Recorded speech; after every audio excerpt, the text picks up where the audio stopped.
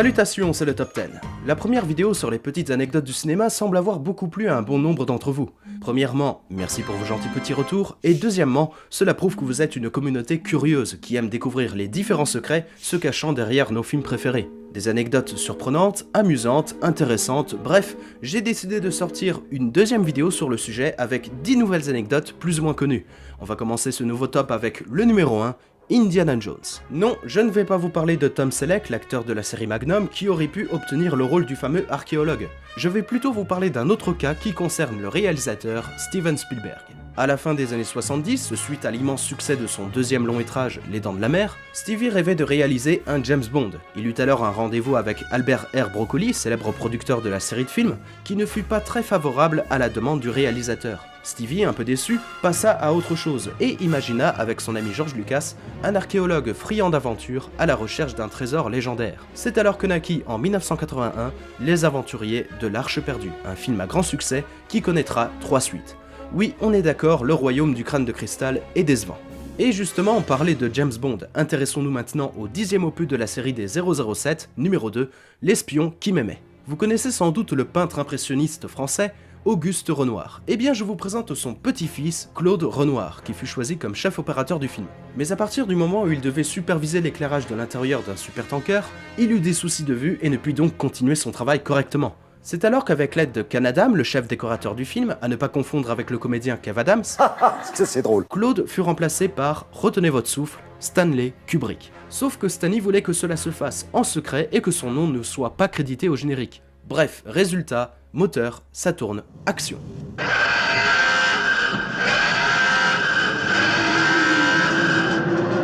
Numéro 3, la vie de Brian des Monty Python.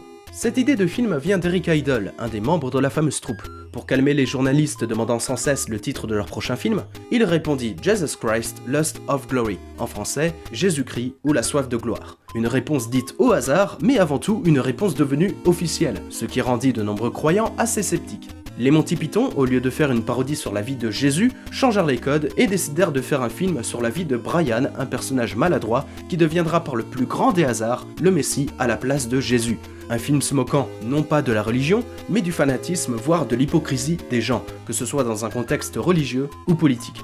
Le film connut pas plus de succès que Sacré Graal car certains pays ont interdit sa diffusion en salle, mais le film a malgré tout bien marché. Ayant coûté 230 000 livres, soit à peu près 320 000 $, il a rapporté plus de 5 millions de dollars au box-office mondial. Mais le film n'aurait jamais vu le jour sans l'aide de George Harrison. Oui, je parle bien du guitariste des Beatles. En vérité, la société Amy Films, ayant déjà aidé financièrement les Monty Python pour le tournage de Sacré Graal, s'est tout à coup retiré du projet après lecture du script, et cela juste avant le début du tournage. Harrison sauva alors le film après avoir hypothéqué sa maison, et aura donc droit à une courte apparition lors d'une séquence. Pour finir, dans la célèbre chanson de fin composée par Eric Idle, Always Look on the Bright Side of Life, on entend clairement Et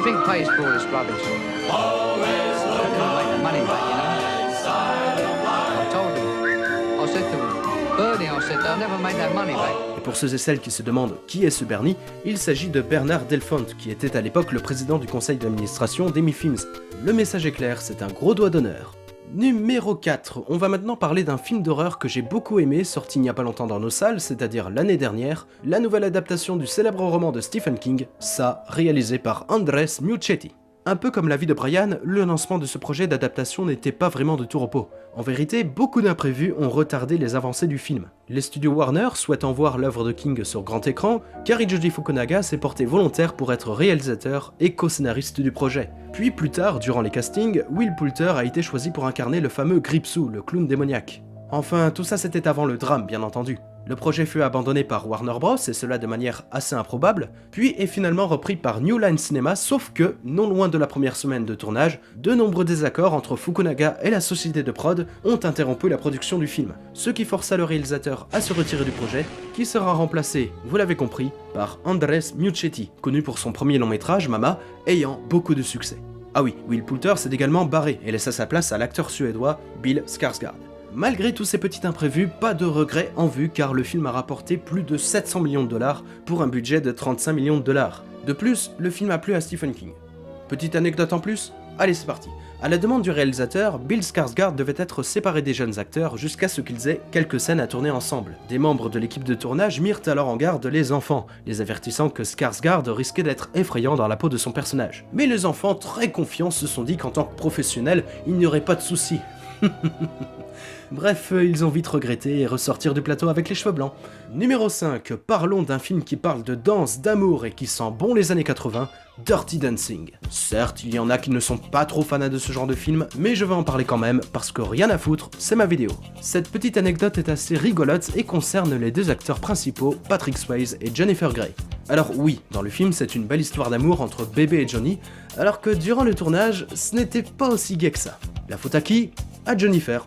En vérité, elle était assez capricieuse, obligeant souvent l'équipe à tourner une nouvelle fois quelques scènes, et prenait son rôle trop à la légère. Et autre chose qui rendait le tournage beaucoup plus difficile, elle et Patrick Swayze ne s'entendaient pas du tout. Pour finir, souvenez-vous de la séquence où les deux personnages s'entraînent à danser, séquence dans laquelle Jennifer se met à rire lorsque la main de Patrick lui frôle les aisselles. Eh ben, c'est peut-être marrant pour le spectateur, mais la réaction de l'acteur est bien réelle. Mais cela dit, je peux aussi comprendre les ricanements de Jennifer. Moi-même qui suis très chatouilleux, si quelqu'un me chatouillait les aisselles, croyez-moi, j'exploserais comme une grenade défensive. Numéro 6. J'aime beaucoup la saga Die Hard. Petit bilan, le premier génial, le deuxième bien, le troisième super, le quatrième pas mal et le cinquième n'existe pas. Bien, petite parenthèse, ce ne sera pas la seule fois qu'on va parler de John McTiernan dans cette vidéo. D'autres de ses films seront mentionnés. Bref, parlons de Piège de cristal. Et attention, pour ceux et celles qui n'auraient pas encore vu le film, attendez-vous à du spoil. Au passage, c'est un classique, il faut le voir. J'ai retenu pour cette vidéo deux anecdotes, une sur Bruce Willis et une autre sur Alan Rickman, qui nous a malheureusement quittés trop tôt. Pour le cas de Bruce Willis, lors de la scène où il tire à travers une table sur un terroriste, l'acteur approcha le pistolet trop près de son oreille gauche et a donc perdu une bonne partie de son audition. En effet, cette courte anecdote est loin d'être drôle, mais le cas d'Alan va peut-être vous faire sourire. À la fin du film, Hans Gruber, le méchant, meurt en tombant de l'immeuble. Avant le tournage de ce plan devenu célèbre, Alan Rickman accepta de se laisser tomber de 6 à 8 mètres. Un cascadeur était là pour le tenir au-dessus du vide et devait le lâcher en comptant jusqu'à 3. Sauf qu'il le lâcha à 1. Et c'était voulu par John McTiernan. Par contre, cela n'a pas vraiment plu à l'acteur. Bref, tout ça pour vous dire que cette expression de peur visible sur le visage de Gruber est bien réelle. Numéro 7. Fantasia, le troisième long métrage des studios Walt Disney. J'ai déjà cité ce chef-d'œuvre dans une précédente vidéo en vous parlant d'une séquence retirée du film, mettant en avant le célèbre Clair de Lune de Debussy. Aujourd'hui, on va s'intéresser à la séquence culte du film, L'apprenti sorcier, avec Mickey Mouse en possession du chapeau magique de Yen Sid, le sorcier. Oui, le nom de Disney, mais à l'envers. Si j'ai choisi cette séquence en particulier, c'est qu'elle a toute une histoire, notamment sur sa production. Résumé simple, en 1937, après le succès du premier long métrage d'animation Blanche-Neige et les 7 nains, les studios Walt Disney débutèrent la production d'un deuxième long métrage adapté une nouvelle fois d'un conte, Pinocchio. Parallèlement, une équipe d'animateurs travaillèrent sur un nouveau projet de court-métrage, cette fois-ci ambitieux, adapté du poème symphonique de Paul Dukas, L'apprenti sorcier. Projet qui prit rapidement forme, et cela avec la collaboration du célèbre chef d'orchestre britannique, Leopold Stokowski. Lors des premières séances d'animation, Simplet, un des fameux 7 nains du premier long métrage Disney, fut choisi pour le rôle titre, mais notre cher Walter Disney, n'étant pas d'accord avec ce choix, décida de le remplacer par sa mascotte préférée, Mickey Mouse, mascotte qui pour la première fois aura droit à de vrais yeux et un design beaucoup plus moderne. L'apprenti sorcier étant alors presque achevé, Disney et Stokowski eurent une idée beaucoup plus ambitieuse. Transformer le court-métrage en un long-métrage composé de séquences musicales mariant musique classique et dessins animés. C'est alors que naquit le célèbre film d'animation concert, Fantasia.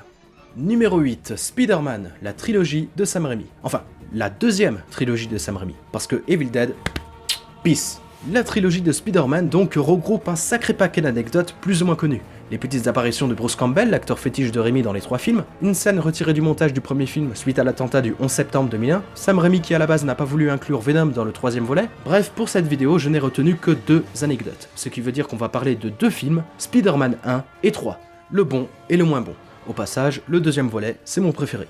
Dans le premier Spider-Man, souvenez-vous de la scène dans laquelle Peter Parker réceptionne sur un plateau tout le repas de Mary Jane qui venait d'être projeté dans les airs. En vérité, le tournage de cette scène a duré des heures, environ 156 prises pour obtenir un bon résultat. Et tout ceci sans l'aide d'effets spéciaux numériques. Damn! passons à Spider-Man 3, l'un des longs métrages les plus chers du cinéma, avec un budget de 258 millions de dollars. S'il y a bien une scène que j'aime retenir du film, c'est celle-ci, la naissance de l'homme sable. Et retenez bien votre souffle, 30 experts en effets spéciaux ont travaillé 2 années entières sur cette séquence, qui au final a coûté plus de 100 millions de dollars, ce qui représente à peu près 40% du budget initial, soit à peu près le même budget que le premier film. En effet, pour une scène, c'est beaucoup d'argent. Numéro 9, Terminator. Nous sommes en 83, le réalisateur James Cameron n'était pas au plus haut de sa forme. En effet, le tournage de Piranha 2, la suite du film de Joe Dante de 78, ne fut pas de tout repos. Épuisé, Cameron tomba malade et se mit à faire des cauchemars. Une nuit, il imagina un énorme squelette métallique tuant tout sur son passage avec autour de lui de nombreuses explosions. C'est alors qu'au réveil, il commença à écrire le scénario. Ceci étant prêt, il fallait un acteur pour incarner le rôle du fameux Terminator. De grands acteurs comme Mel Gibson ou Sylvester Stallone auraient pu obtenir le rôle, mais ont refusé. D'ailleurs, petite parenthèse, dans Last Action Hero de John McTiernan, je vous avais dit qu'on en reparlerait, on peut voir très clairement Stallone dans le rôle du Terminator à la place d'Arnold Schwarzenegger. Il est fantastique, il n'a jamais été meilleur que dans ce film. Non mais dans ce film, c'est toi qui joues. C'est toi Terminator, c'est pas lui. Ah bah tiens, en parlant de Schwarzy, lui a été au départ choisi pour le rôle de Kal Reese, le héros du film chargé de protéger Sarah Connor des griffes du robot, mais fut remplacé par l'acteur Michael Biehn. La suite, vous la connaissez. Et enfin, numéro 10, on va parler d'un autre film avec Arnold Schwarzenegger, l'excellent Predator de John McTiernan. Résumé très rapide, le Major Alan Schiffer, alias Dutch, est envoyé en mission dans une jungle en Amérique centrale. Lui et son équipe deviendront soudainement les proies d'une dangereuse créature d'origine extraterrestre. Bon, on ne va pas évoquer le cas Jean-Claude Van Damme, l'acteur qui aurait pu être sous le costume de la créature, enfin, sous un des premiers costumes de la créature. Non, on va plutôt s'intéresser sur les origines du scénario du film. Parlons de la saga Rocky. Vous connaissez sans doute Rocky Balboa, le célèbre boxeur interprété par Sylvester Stallone, personnage modeste qui aime prendre des risques pour devenir champion du monde et le rester quoi qu'il arrive. Pour l'anecdote qui va suivre, on va s'intéresser qu'aux 4 premiers films. Dans le premier comme dans le deuxième, Rocky affronte Apollo Creed, le champion du monde de boxe. Dans Rocky 3, son prochain adversaire se nomme Clubber Lang, un mec beaucoup plus fort et interprété par Mr. T, alias Barracuda. Barracuda. Puis sort en 85 Rocky 4 avec le redoutable soviète Ivan Drago, un boxeur beaucoup plus fort s'entraînant à l'aide de nombreuses machines de haute technologie et de produits le rendant plus fort et plus résistant, bref une véritable machine à tuer, un colosse soviétique. Puis Rocky réussit à mettre KO bien sûr. Bref, depuis la sortie de ce film, beaucoup de spectateurs se demandaient à quoi ressemblerait la suite de Rocky 4. Et c'est alors qu'une blague circule à Hollywood que Rocky Balboa, étant à court d'adversaires humains, devrait se battre contre un extraterrestre.